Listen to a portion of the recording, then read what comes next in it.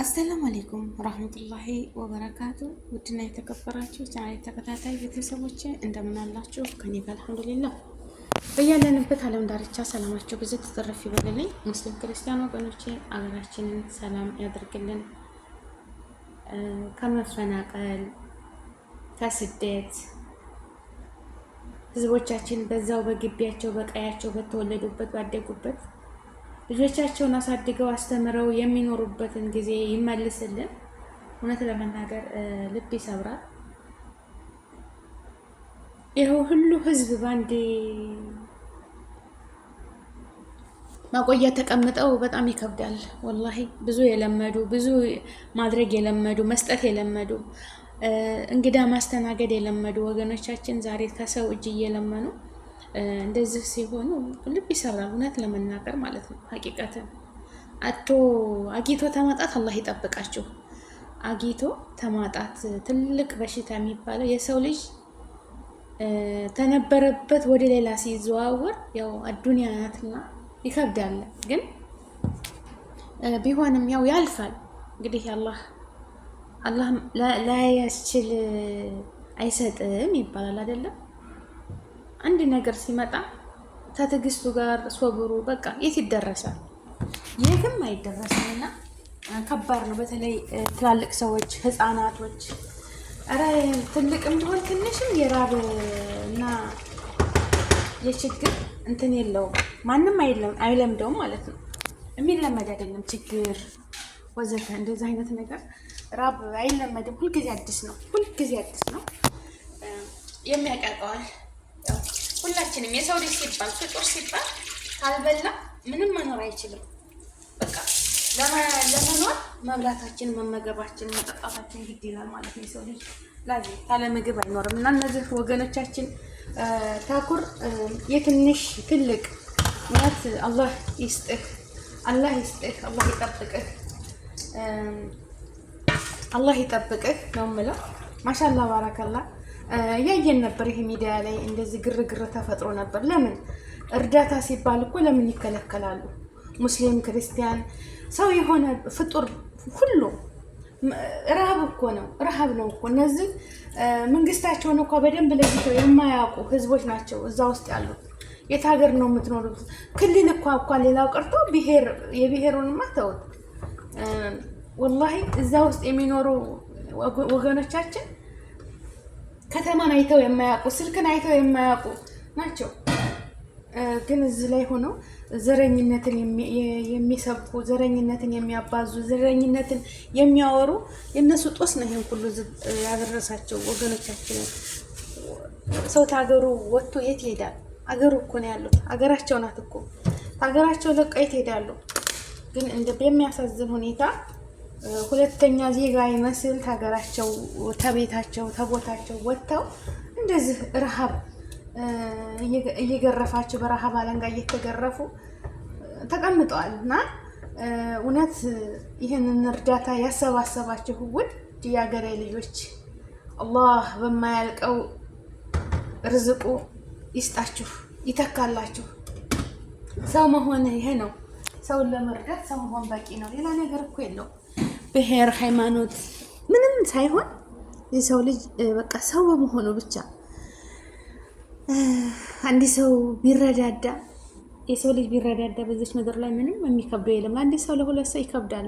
እውነት ለመናገር እንደዚህ በማህበር ሆነ ወጣቱ ያላቸው እንደዚህ ቲክታክ ላይ አይ ነገር ሲያገኙ ለዛ ለተቸገረው ህዝባቸው ለሞላ ኢትዮጵያ ህዝብ ቢረዳ እንዴት ደስ ይላል። ሰው እኮ ነው። በትግራይ በሉት በአማራ በሉት በኦሮሚያ በዛ አልሙሂም የሁሉ ክልል አለ አይደለም። ምክንያት ነው እኛን የፈጣጠረን እንጂ አንድ ነን እኮ። እርስ በራሳችን እየተገዳደልን ግን አብዛኛው የሚጎዳው ያ እዛ ያለው ህዝብ ነው። እዛ ያለው ህዝብ ምስኪን ወገኔ ማለት ነው። ምንም የማያገኘው ዋጋ እየከፈለ ነው። እና አላህ ይድረስላቸው። አላህ ደርሶ ሰላሙን አውርዶ በግቢያቸው በቀያቸው አርሰው የሚበሉ ጉልበት አላቸው። ህፃናቶቹ ሲያሳዝኑ ነገ የሀገር ተረካቢ የሚሆኑ ህፃናት በአንድ ግቢ ታፍነው ላይምሯቸውስ ምንድን ነው? እንዴት ነውስ የሚሆኑት? ሁለተኛ ዜጋ ይመስል እንደዛ ሆነው በሀገራቸው ላይ ቦርቀው ተምረው ነገ የሀገር ተረካቢ መሆን መገባት ያለበት ነገር ነው። እውነት አይደል? ነገ የሀገር ተረካቢ መሆን ያለባቸው ልጆች ዛሬ እንደዚህ ተሰብስበው እኔ እንጃ። ታኩር እዛ ሳየው እምባዬን የመጣው አለቀስኩ፣ ወላሂ አለቀስኩኝ። ደስታቸው ሲጨፍሩ እኔ እንጃ። በቃ መከራ ይብቃን፣ በቃ ስቃይ ይብቃን፣ ስቃይ ይብቃን፣ መከራ ይብቃን። ልጆቻችን በሰላም ተምረው በየቦታ ተንቀሳቅሰው ተምረው በትምህርታቸው ደግሞ በተማሩት ላይ የስራ እድል ተመቻችቶላቸው ሰርተው ለሀገራቸው፣ ለህዝባቸው፣ ለቤተሰቦቻቸው የሚረዱ ራሳቸውም የሚቀየሩ ያድርግልን። አሁን ጊዜ ግማሹ በባህር ይመጣል፣ ግማሹ ምን ያድርግ። አሁን አትፍረዱ። ወላሂ እንደዚህ ተቀምጦ ደግሞ ይገርማችኋል። ስራ ስትሆኑ ነው እንጂ ቁጭ ስትሉ ይርባል። በዛ ላይ ደግሞ ብርድ ነው። በዛ ላይ ብዙ ነገር አለ። እውነት ለመናገር መቼም እሱ ፈጣሪ ላያስችል አይሰጥም። እንዳልኳችሁ እንደው አላህ አንድ ነገር ሲመጣ ላያስችል አይሰጥም፣ ሁሉንም ያስችላል። ግን ይከብዳል። ያው እንግዲህ ህይወት ይቀጥላል። ሁሉም ተፈናቃዮች ወደ ቦታቸው ሊመለሱ ወይም አላደለ የራሳቸው የሆነ አገራችን እኮ ሰፊ ነች። የሆነ ቤት ተሰርቶላቸው በቃ አማን ያለባቸው ቢሰፍሩ የራሳቸውን ኑሮ ቢኖሩ እዛ ጭንቅንቅ ብለው የሽንት ቤት ችግር አለ፣ በቃ ብዙ ነገር ችግር አለ እዛ። ብስሚላ ወላሂ እንደው አላህ ይጠብቀን፣ እኛንም አላህ ይጠብቀን። የሰው ልጅ መጨረሻ ምን እንደሆነ አናውቅም። እኔ ለራሴ መጨረሻ ምንድን ነው ወደ የት ነኝ ብዬ አስባለሁ። ይኖራል እንጂ የሰው ልጅ ዛሬ እነሱ እንደዚህ ሲሆኑ ነገ በኛ ላይ ምን ይመጣል ብሎ ማሰብ ነው። ገባችሁ አይደለም? እነሱም በሀገራቸው ላይ ነው። እኛ በሰው ሀገር ላይ ሆነን እየኖርን ተከብረን ነው የምንኖረው። ህጋዊ ከሆን ተከብረን መጥፎ ነገር እስካሰራን ድረስ መጥፎ ነገር የሚሰሩ ሰው የእጃቸውን ቢያገኙ ምንም አይደለም። ግን እነዚህ ምንም የማያውቁት እናቶች፣ ህፃናት ምንም እንደው ስለ ዘር፣ ስለ ሃይማኖት፣ ስለምን ምንም ነገር የማያውቁትን እየተሰቃዩ በረሃብ ነውና ታኩር እኔ እንጃ። ሌሎችም ወንድሞች ተሰባስበው ነው እሱ ያው ተራሱ ብቻ አይደለም አውቃለሁኝ።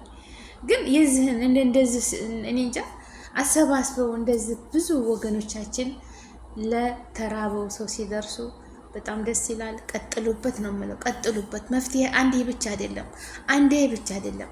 እናንተ ደጋግ የሀገሬ ልጆች አላችሁ፣ በየሚዲያው ላይ የምትሰሩ ብዙ አላችሁ እና እንደዚህ እየተሰባሰባችሁ መንግስትም ደግሞ አይሆንም አይደርሳቸውም ብሎ እንዳይል ማለት የለበትም፣ መሆን የለበትም።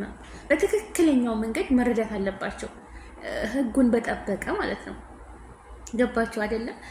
በእርዳታ ምክንያት ብዙ ነገር ሊጠፋ ይችላል። ያንን ሁሉ በጥንቃቄ እየሰሩ ለህዝቡ በቃ የሚበሉት በቃ የንጽህና መጠበቂያቸው ራሳቸው ሁሉን ነገር ሰው ተተባበረ ምንም የሚቸግር ነገር የለም። እመኑኝ ማለት ነው። ሰው ተተጋገዘ ተተባበረ ምንም የሚቸግር ነገር የለም። እና ሁላችሁም ኸይር ነገር የምትሰሩ የሀገሬ ልጆች ሙስሊም ክርስቲያን ወገኖቼ አላህ ይጠብቃችሁ፣ ረጅም እድሜ ከጤና ጋር ያኖራችሁ፣ ያሰባችሁትን ሁሉ ያሳካላችሁ። እውነት ኸይር ስራ ለራስ ነው፣ ለማንም ለምንም አይደለም። የዘራነውን ነው የምናጭደውና አይደለ?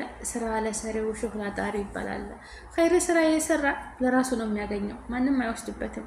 መጥፎ ስራ የሰራ ደግሞ ይዘገያል እንጂ ያገኘዋል። ምን ነው በቀረብኝ፣ ምን ነው ጥሩ በሆንኩ፣ ያችን ቀን መልሳት ጥሩ ነገር ልስራ እስኪ አቆየ ቢለው አላህን መመለሻ የለም። ካለን ነው ጉልበታችን ካለ እኛ ሰላም ተሆን ኸይር ስራ ምን ብንሰራ በዛ ሰዓት ነው እንጂ ካለፈ በኋላ ምንም በቃ። እና ወገኖቼ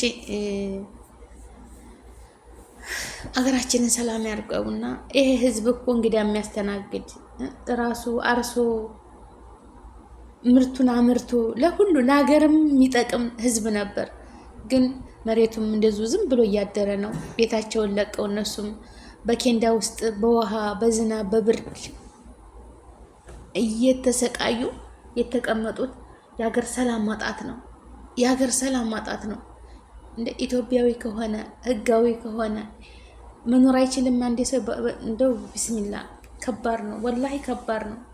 በቅርብ ጊዜ ጀምሮ የመጣ መጥፎ ጊዜ አስተሳሰባቸውን እንደውም አላህ ይቀይርላቸው። አስተሳሰባችሁን እናንተ መጥፎ የምታስቡት ዘረኞች ማለት ነው። ልቦና ይስጣችሁ፣ ልቦና ይስጣችሁ። ወላሂ ሩህ ነች፣ ነፍስ ነች። ረሃብ እናንተም እንደምትራቡ እነሱም ይረባቸዋል። እናንተም እንድትታመሙ እነሱም ያማቸዋል።